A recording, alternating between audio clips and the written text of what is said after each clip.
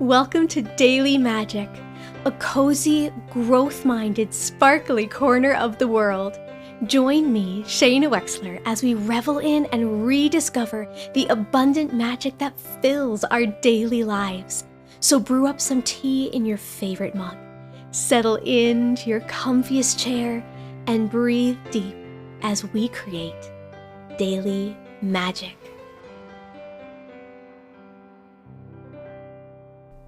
Hello, my beautiful friends. How are you today? How are you feeling as you're coming into this episode today? Take a little moment to take a breath, to exhale, to settle in, to be with yourself and check in with how you are feeling, to get a little bit cozy as you prepare. So, the magic of rest. Rest is such a magical and very underutilized form of magic in this modern world with our modern pacing. And I think we all understand the concept and the importance of rest. A lot of us, myself included, seem to be able to readily see when the people around us and in our lives need to take a break, need to give themselves some compassion and some grace and allow themselves to rest. And we're also super duper great at being experts at telling other people that they deserve to rest. I'm really great at being like, oh yes, you deserve to rest. So yeah, we're really great at identifying that that's important as as an idea, as a concept, and for others. And most of us have that conceptual understanding that if we were video game characters, rest would be the magic potion that restores power to our life and health bars. This reference is for you, Kristen. I think sometimes we believe, though, that rest is simply just the absence of not working or doing. I'm not working, therefore I'm resting. Did you know, however, that there are actually 7 kinds of rest that we need in order to really experience its full magic? According to the physician Saundra Dalton Smith, MD, there is need for physical rest, mental rest, emotional rest, sensory rest, creative rest, social rest, and spiritual rest. And now those are not listed in order of importance. We need all 7 of those things. When I am like, oh, I really can feel that I need to rest, and so I go and sit down on my couch, but then I sit there and I answer emails, or I conceptualize my next big ideas, or I make lists of things, or I am ordering groceries, or something along those lines.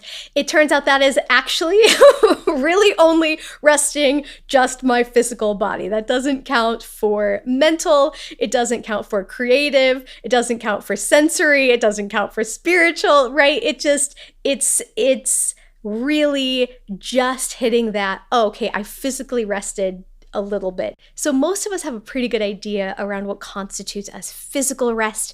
We know that we need to sleep really well, have a good sleep schedule. We can take naps. It also is inclusive of things like slow and gentle physical movements, like yin yoga, or a gentle, very slow, leisurely walk that can constitute physical rest as well. The second of the 7 is mental rest, which is just a huge one for me. I have to be so deliberate about this one because that mental space is where we are doing problem solving. It's where we're making decisions. We are processing information from that space. We're conceptualizing this, that, the other thing, putting things in categories in our minds, executing, all of that kind of function. And this is one of the reasons why meditation is so important. That brings it's a practice of bringing full stillness or levels of stillness to the mind to allow that mental rest. And even things like letting yourself not necessarily not necessarily focus on anything in particular, but letting your mind wander and kind of daydream in like positive ways, not like going down a doom spiral, but letting yourself daydream and your mind wander in some kinds of positive ways like that. That can be mentally restful as well. The third one is emotional rest. And that one is not just about like having no emotions. This one is about being really true to being able to feel and express and allow your emotions. So it really goes very much hand in hand with episode 8, The Magic of Heartbreak, part 2, where we talk about how to allow our emotions to move through us, to deliver their messages, all of that. When we are able to actually use that throat chakra and speak to what we are feeling, express those things, ask for help when we need it, go to therapy to be able to speak to and receive help and guidance about how to healthfully experience and share our emotions. Those things constitute emotional rest.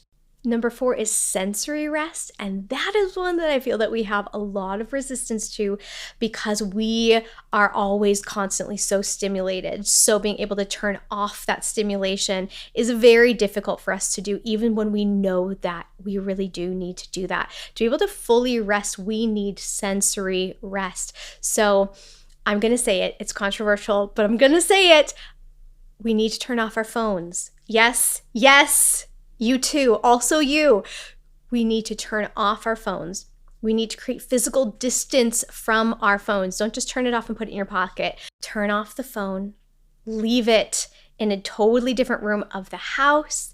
This means turning off television. This means turning off music and podcasts. Don't do sensory rest right now. Priorities, guys, listen. Oh, I cracked myself up. Okay. But also this can mean sensory in regards to like visual stimulation as well. So yes, televisions, like I said, but also even just how bright our lighting is, turning down our lighting a little bit. One of the things that helps so much with sensory rest, and honestly, just like every single part of rest in general, is going out into nature. Being in nature is very, very restorative for a means of sensory rest. Number 5 is creative rest. And this is another one that is so important for me. I love to create, and I love when inspiration is rolling through me and I just want to flow it out and create these things into the physical world. And it's such a wonderful feeling. But as we're creating as artists, I know you all understand, as those of you who are artists understand, that as you're creating, you also need to be really filling and replenishing yourself with creative energy, things that inspire you in order that you can continue to create. And creative rest is not just for artistic types. Creative rest is for everyone. And creative rest is by actually going out and engaging in things that create inspiration inside of ourselves. So whether that be going and seeing art, or going to a concert and getting inspired by various musicians, or again, nature is such an inspirational place, such a space to draw inspiration from. When I was living in Paris, I heard this quote for the first time and it really stuck with me. It says, "Art wipes away the dust of everyday life." It's that real idea that art is what makes life so beautiful. This creative energy, this is what really causes joy. So whether you're an artist or a creative type or not, we all need to have inspiration in our lives. We all need to be engaging in things that are causing that artistic, creative flow to come into our lives. The 6th one is social rest, and I know that the introverts amongst us, we very much understand this and feel this very strongly. Social rest can mean fully pulling yourself away and taking time away, some quote me time, to be away from all social interaction. But It's kind of more nuanced than that. It's not just about not engaging socially. It's about being really aware of the type of social interaction that you're engaging in. Are you spending time with people who are making you feel joyous and uplifted and light and like the best version of yourself? Are you spending time with people who are draining your energy or making you not feel good about yourself, or who don't believe the best in you, or that you feel defensive when you're around, or you don't feel like they just see you or accept you for who you are? Those kinds of interactions they are incredibly draining on us. And so social rest can also be just being really, really deliberate about spending time with people who really make you feel good. It doesn't mean that you have to go isolate. It's about being really aware and very intentional with how you use your social energy. And the final one on the list is number 7, spiritual rest. And that one is so important because it is about making practices that connect us to the acknowledgement of being involved in something greater than ourselves.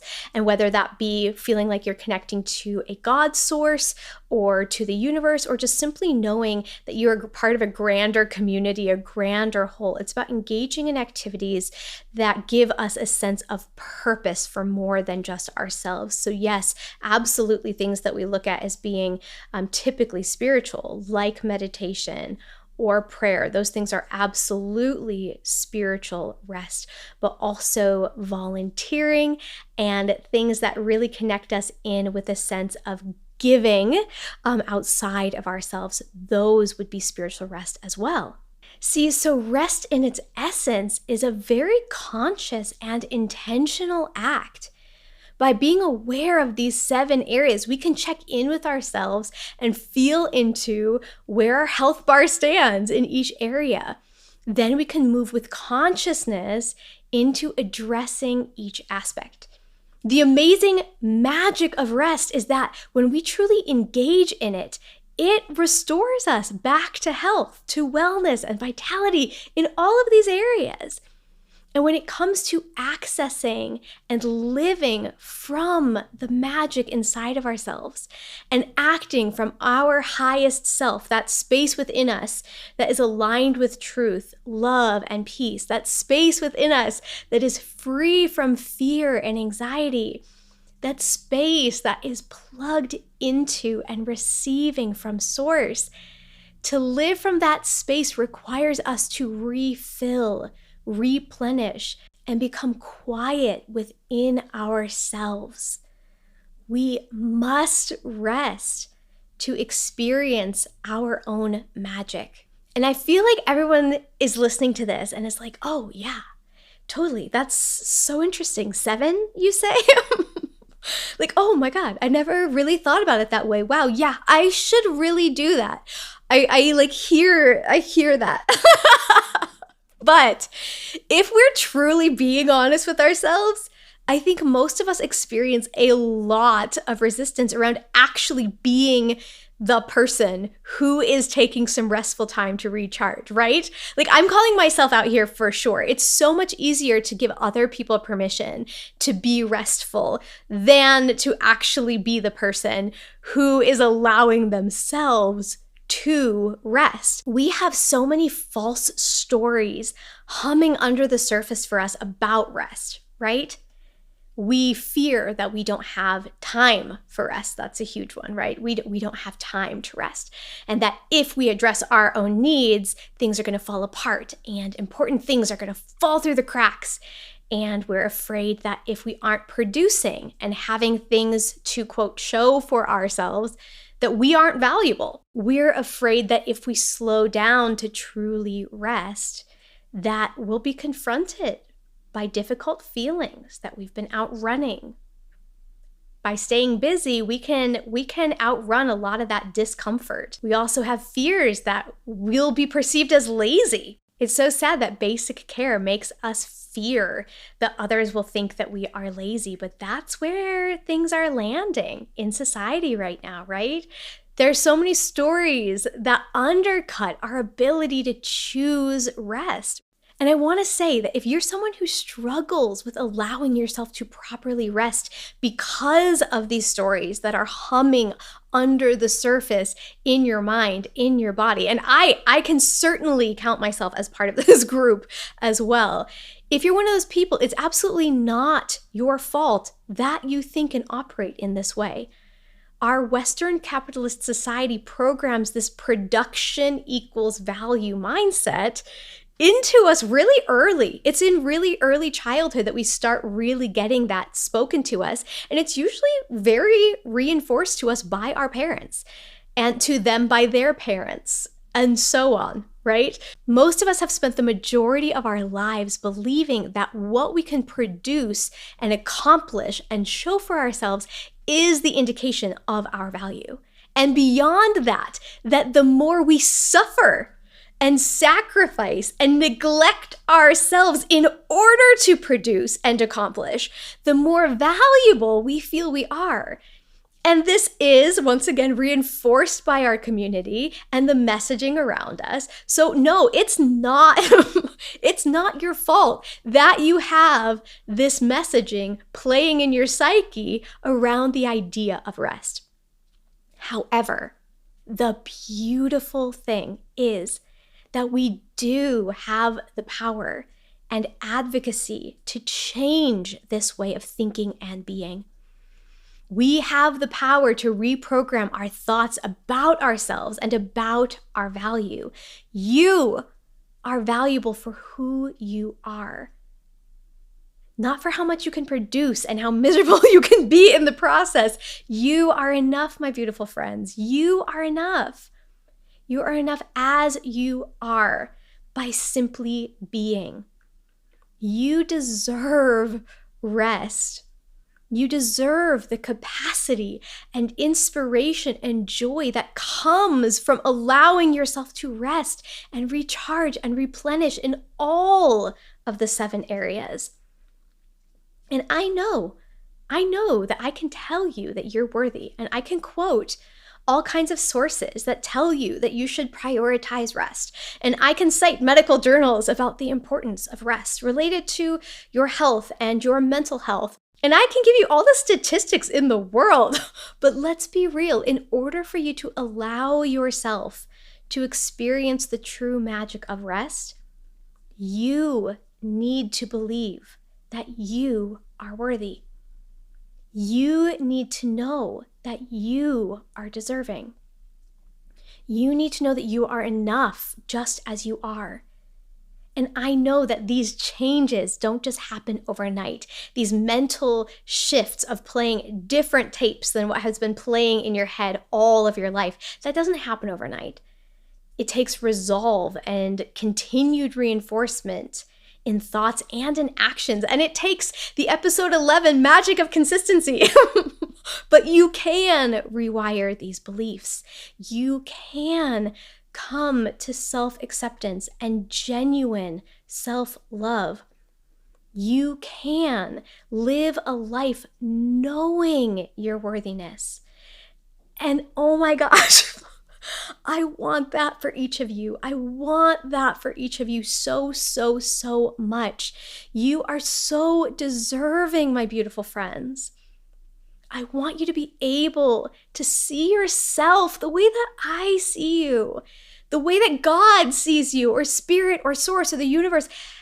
I want you to see yourself in the truth of who you are. You are so deserving of rest. You are so deserving of all good things. And if you'd like to work together with me one-on-one to heal and reprogram and reframe these spaces within, it is my absolute honor to do so with you. And of course, you can book with me at shainawexler.com.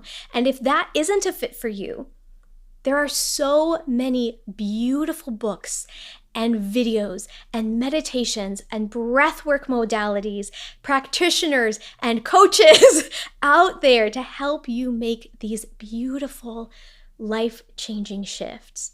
I support and love your journeys towards living freer, happier, fulfilled, magic-filled lives. And actually, that's a perfect segue into something else I wanted to share with you today. So I'm going to tell you now. Last week, I teased you by telling you that I had an announcement about an exciting new magical project that I've been working on and that I'd be telling you about it this week. So the time has come. As you know, Daily Magic is going on a break for 3 weeks and will be returning from this very short break on July 30th. What you don't know is that also on July 30th, you will be able to experience double the magic, double the fun, as I will be launching my new magic-filled YouTube channel, and I'm so excited. Just screamed into my microphone. I'm so excited to share that with you. My YouTube, Shaina Wexler, is going to be a beautiful companion to this cozy, growth-minded daily magic space. And before we part for today, let's take a moment to slow and check in with ourselves. Let's check in with the current health bar status of the 7 areas that ask us for restfulness. What is your current need for physical rest? Are you needing mental rest? How can you give yourself some emotional rest? We all need sensory rest, so I'm just making that choice for everybody. You need sensory rest. What is your meter for needing creative rest? What about social rest? And finally, what about spiritual rest? Which areas could use some TLC right now? All of them, huh? Let's powerfully speak some affirmations together right now. Let's speak these words out loud. Go ahead and just speak them after me. And as you say these words, I want you to find the space within you that truly believes what you're saying. Say them with true and utter belief. Okay, here we go. I am deserving of physical rest. I am worthy of mental rest. I am enough and deserving of rest. I deserve emotional rest.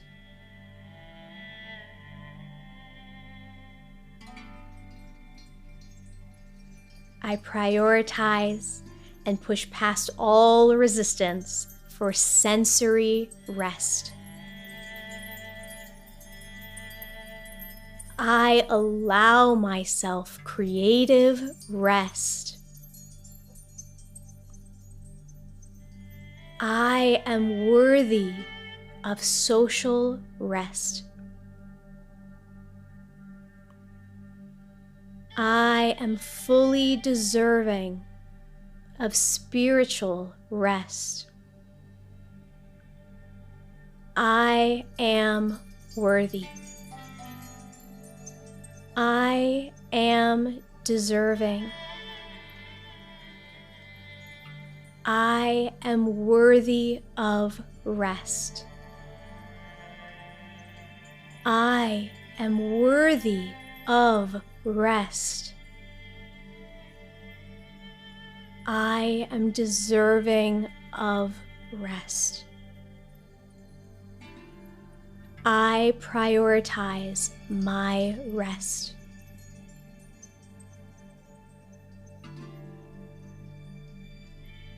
I allow myself to rest.